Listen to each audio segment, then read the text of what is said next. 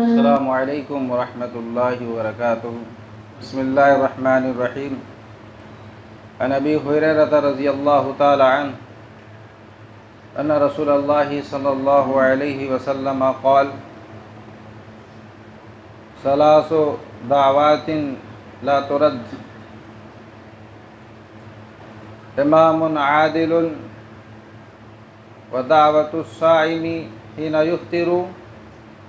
ودعوۃ المظلوم۔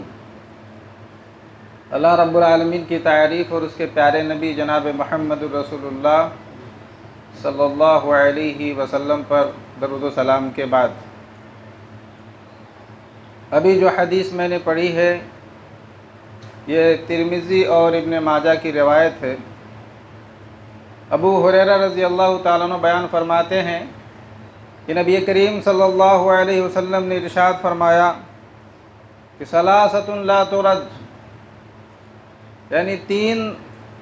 لوگ ایسے ہیں جن کی دعائیں رد نہیں ہوتی، جن کی دعاؤں کو اللہ رب العالمین رد نہیں کرتا، بلکہ بہت جلدی اللہ تبارک و تعالی ان کی دعاؤں کو قبول فرما لیتا ہے۔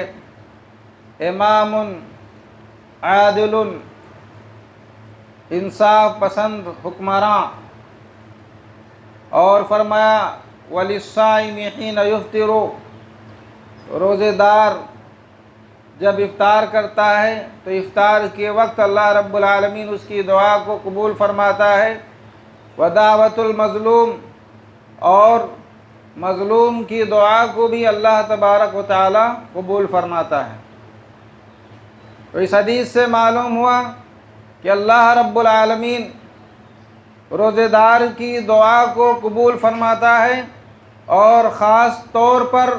افطار کے وقت جب بندہ دعا کرتا ہے تو اللہ رب العالمین اس کی دعاؤں کو قبول فرماتا ہے۔ اس لیے ہمیں چاہیے کہ ہم رمضان المبارک کے ان بابرکت لمحات کو، ان بابرکت گھڑیوں کو غنیمت جانتے ہوئے زیادہ سے زیادہ اللہ تبارک و تعالی سے خیر و بھلائی کی دعا کریں۔ یہ اوقات، یہ لمحات رمضان میں کم و بیش 29 بار ہمیں میسر آتے ہیں۔ یہ مزدوری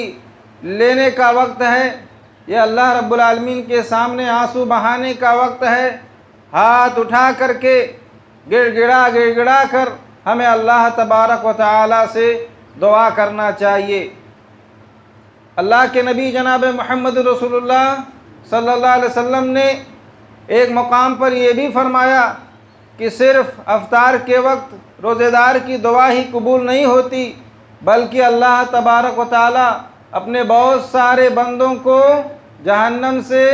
نجات دیتا ہے، جہنم سے اللہ رب العالمین آزاد کر دیتا ہے۔ جیسا کہ اللہ کے رسول صلی اللہ علیہ وسلم نے فرمایا اِنَّ لِلَّهِ عِنْدَ كُلِّ فِطْرٍ عُتَقَاءَ مِنَ النَّارِ، یعنی اللہ رب العالمین افطار کے وقت اپنے بہت سارے بندوں کو جہنم سے آزاد کر دیتا ہے، جہنم سے نجات دے دیتا ہے۔ جس طریقے سے کبھی کبھی خوشی کے موقع پر حکومتیں کیا کرتی ہیں، جو جیلوں کے اندر جو اچھے قیدی ہوتے ہیں، جو سدھر گئے ہوتے ہیں، یا جن کی زندگی کے اندر چینجنگ اور بدلاؤ آ گیا ہوتا ہے، تو خوشی کے موقع پر بہت سے قیدیوں کو جو اچھے قسم کے ہوتے ہیں ان کو رہا کر دیا جاتا ہے۔ اس سے بڑھ کر کے دیکھیے اللہ تبارک و تعالی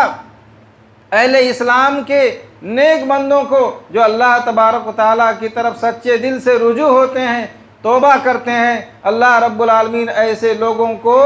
معاف کر دیتا ہے، اور جہنم سے اللہ رب العالمین ان کو نجات دلا دیتا ہے۔ اس لیے ہمیں چاہیے کہ اس حدیث کے اوپر غور کریں اور اپنے ذہن و دماغ میں یہ حدیث بیٹھا لیں کہ اللہ رب العالمین کی نگاہ میں ایک مومن روزے دار بندے کا کیا مقام و مرتبہ ہے۔ جب یہ احساس ہمارے اندر پیدا ہو جائے گا تو چاہے وہ 14 گھنٹے کا روزہ ہو یا اس سے بھی زیادہ ہو، ہمیں جو ہے روزہ لگے گا نہیں، ہمیں بھوک اور پیاس کا احساس نہیں ہوگا، بشرطے ہمارے اندر ایمان کی مٹھاس ہو